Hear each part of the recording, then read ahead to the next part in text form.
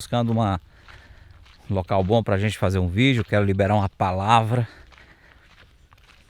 que eu tenho no meu coração, liberar para os irmãos, para o meu povo de fé, para o meu povo que tem me acompanhado nas nossas lives. Estamos nesse tempo aqui no interior, né? Onde temos passado um tempo com a família. Mas aí quando a palavra brota no coração, aí é a hora da gente liberar, da gente soltar aquilo que Deus nos dá, aquilo que Deus põe dentro de nós. Não é para nós apenas, né? Não é para nosso próprio benefício, é para abençoar também os outros que têm honrado a unção, que têm honrado o ministério que Deus tem nos dado. Então nosso encargo é compartilhar e impartir sobre os irmãos aquilo que Deus tem colocado em nosso coração. Bom, gente, e a palavra que nós vamos ministrar neste momento está em Gálatas capítulo 6, versículo 7 e em diante. É uma palavra muito boa, creio que será assim bênção para a minha vida, para que a gente possa melhorar nosso caráter em Deus, melhorar nosso foco, melhorar nossa perseverança, melhorar nosso chamado diante do Senhor. O apóstolo Paulo, escrevendo para a igreja da Galácia, ele se sente na responsabilidade de conscientizar os irmãos a respeito da lei da semeadura. Então ele vai dizer: não se deixe enganar, de Deus não se zomba, pois o que o homem semear, isso também colherá. Quem semeia na sua carne, da carne colherá destruição, mas quem semeia no Espírito, do Espírito colherá a vida eterna. E não nos cansemos de fazer o bem, pois no tempo próprio colheremos, se não desanimarmos. Portanto, enquanto temos oportunidade, façamos o bem a todos, especialmente aos da família da fé. Bom, a lei da semeadura ela é apresentada em toda a Bíblia.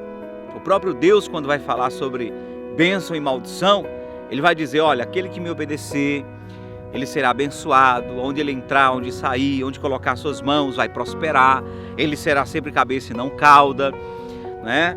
E, enfim, há resultados para uma vida de obediência. Quando ele vai falar das maldições, ele vai dizer: se você desobedecer a minha palavra, então tua vida será uma vida de maldição. Tudo que você fizer não vai dar certo e você vai estar sempre por baixo e não por cima. E então, Deus ainda fala também, quando ele vai ensinar a sua lei, ele vai dizer que aquele que pecar contra ele será visitado até a terceira, quarta geração. Mas aquele que for abençoado, aquele que obedecer a sua palavra, os seus mandamentos, será abençoado não só a sua família, como também a terceira, quarta geração, até 1000 gerações. Então, o Senhor vai nos apresentar o caminho da vida, da morte, da bênção, da maldição, vai nos aconselhar a tomar o caminho da vida para que vivamos nós, nossa descendência.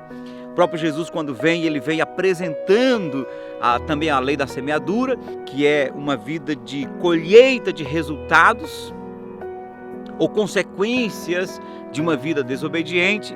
Ele vai dizer assim, ó: entrai pela porta estreita, porque larga é a porta e espaçoso o caminho que conduz à perdição, e são muitos que entram por ela. Mas estreita é a porta e apertado o caminho que conduz à vida, são poucos que entram por ela. Mas ele começa aconselhando: porfiai por entrar pela porta estreita. O apóstolo Paulo está dizendo aqui: irmãos, de Deus não se zomba. Tudo que o homem semear, ele também ceifará. Jesus tinha dito também: tudo que quereis que os homens vos façam, façai-vos vós também a eles. Antes de você esperar receber alguma coisa do próximo ou de Deus, seja o primeiro a ter a iniciativa. Primeiro você faça, primeiro você serve, primeiro você semeie, para depois colher. A lei da semeadura: o lavrador não pode comer a semente, Ele planta a semente, rega a semente, cuida, não é, da planta, e no tempo certo ele vai colher, se ele tiver cuidado direitinho, né, tiver dado tudo certo. Pois então o apóstolo Paulo está aqui nos ensinando: tudo que o homem semear, isso também ele ceifará. E aí Paulo vai fazer a distinção entre a semeadura na carne e a semeadura no espírito. A semeadura na carne, quando a gente fala, é sempre importante, né, explicar que viver uma vida carnal, semear na carne, significa semear segundo a natureza terrena.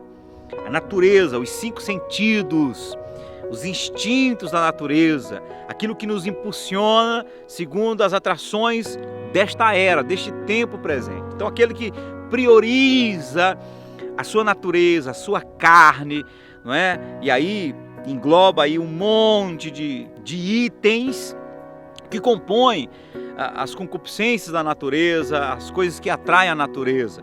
Então nós temos os olhos que são atraídos, não é? Temos o coração que é atraído, e nós temos o instinto do ser humano, instinto sexual, instinto de sobrevivência e de defesa, que estão sempre tentando nos reger e nos levando a viver, nos protegendo, e às vezes essa proteção que trazemos para nós é em detrimento da destruição dos outros. Por exemplo, a justiça própria, o egoísmo, a avareza, o orgulho, né? Essas coisas, quando nós trazemos para nós, quando nós buscamos a viver as inclinações da natureza, sempre estamos prejudicando o nosso próximo, porque a carne, a natureza terrena, ela não tem capacidade por si só de compartilhar, de dividir o que tem, de amar, de proteger o próximo, ainda que isso venha trazer prejuízo para você.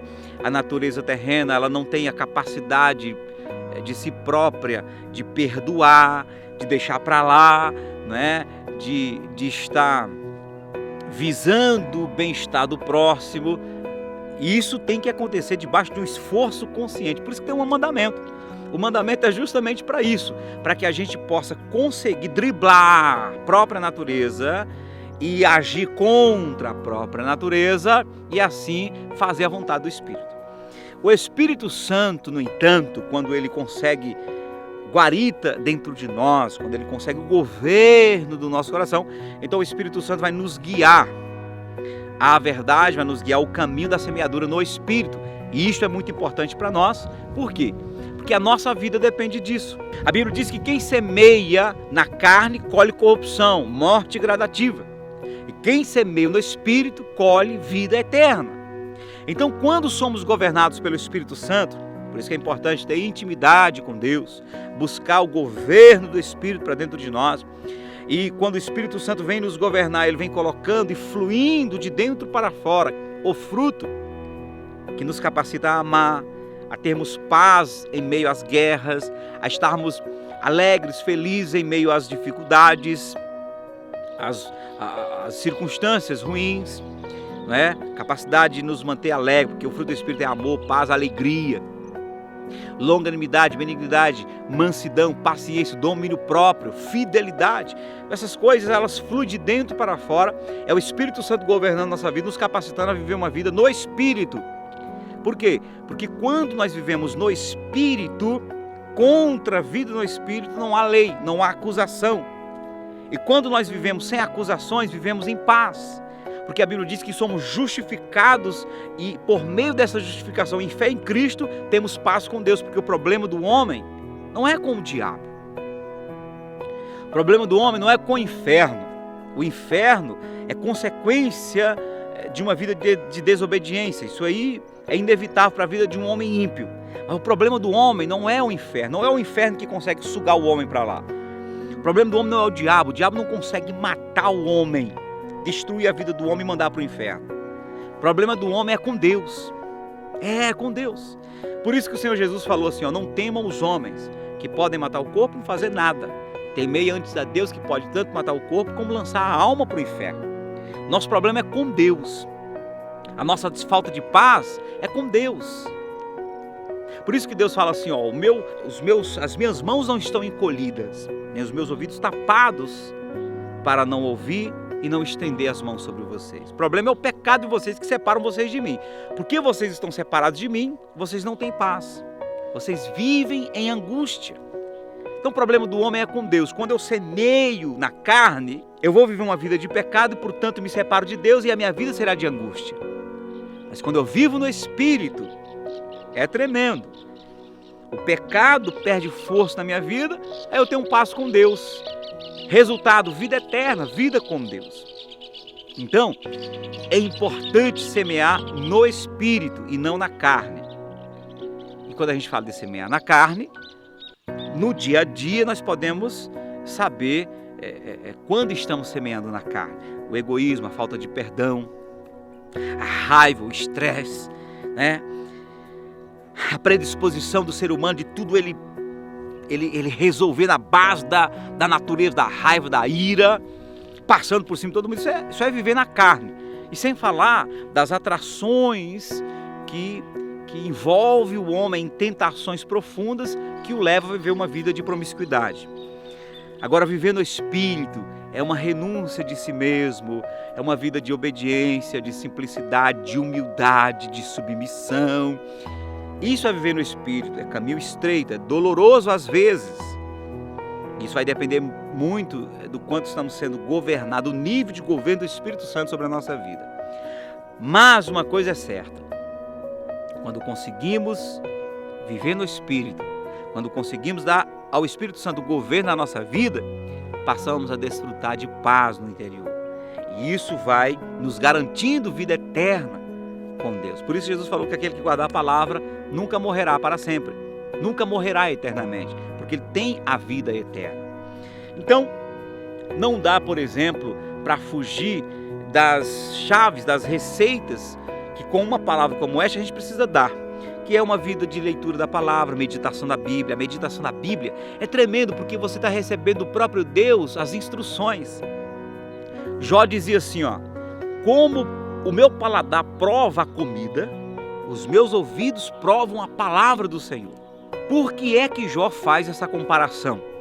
Porque ouvir a palavra de Deus é um alimento.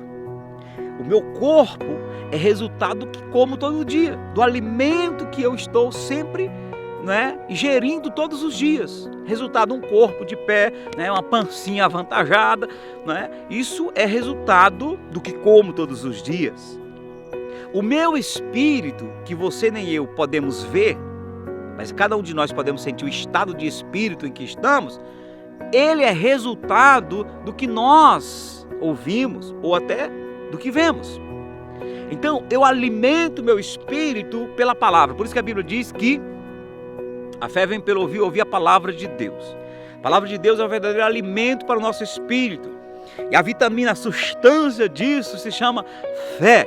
A fé aumenta, e quando a fé aumenta, o meu espírito cresce, se agiganta, é capaz de enfrentar qualquer problema, de enfrentar o gigante Golias, enfrentar as adversidades da vida. Então, eu preciso alimentar a minha fé com a palavra de Deus. Então não dá para não falar da necessidade que você e eu temos de nos alimentar da Bíblia, da palavra de Deus.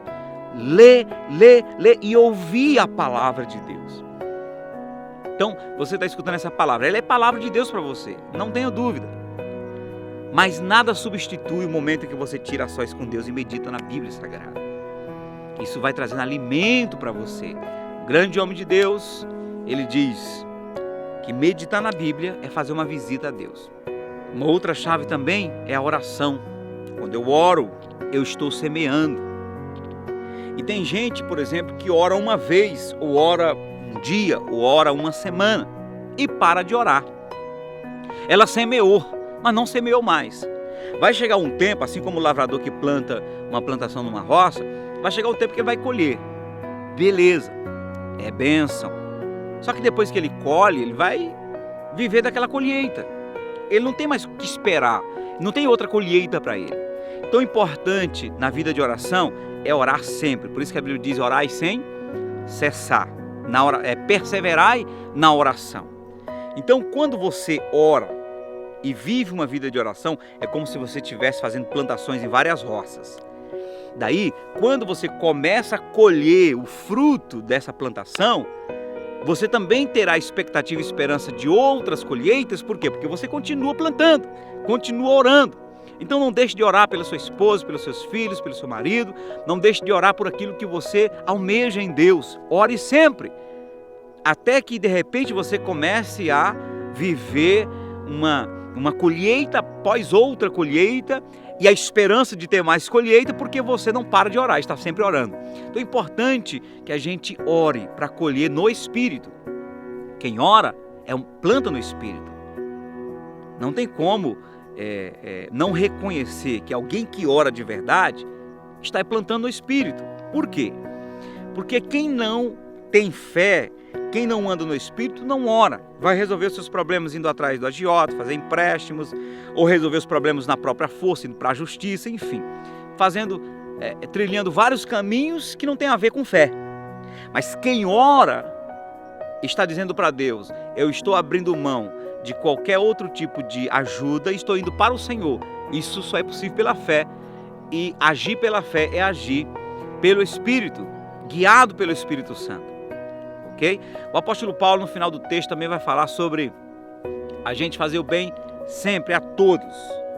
Então, uma outra semeadura que a gente pode e deve estar sempre efetuando, na esperança de ter grandes colheitas, é servir ao próximo, servir as pessoas. Há uma frase que ela é famosa que diz: faça o bem não olhando a quem. Então, faça o bem a todas as pessoas, sirva as pessoas com o que você tem, com o que você pode, seja com a palavra, seja com dinheiro, seja com ajuda, seja com suas habilidades, sirva as pessoas. Mas eu quero destacar uma parte que o apóstolo Paulo termina o texto dizendo: principalmente, especialmente, aos domésticos da fé, ou aos da família da fé. Isso fala do povo da mesma fé, fala da igreja, fala da gente servir com entusiasmo, de maneira especial, àqueles que vivem a mesma fé que nós.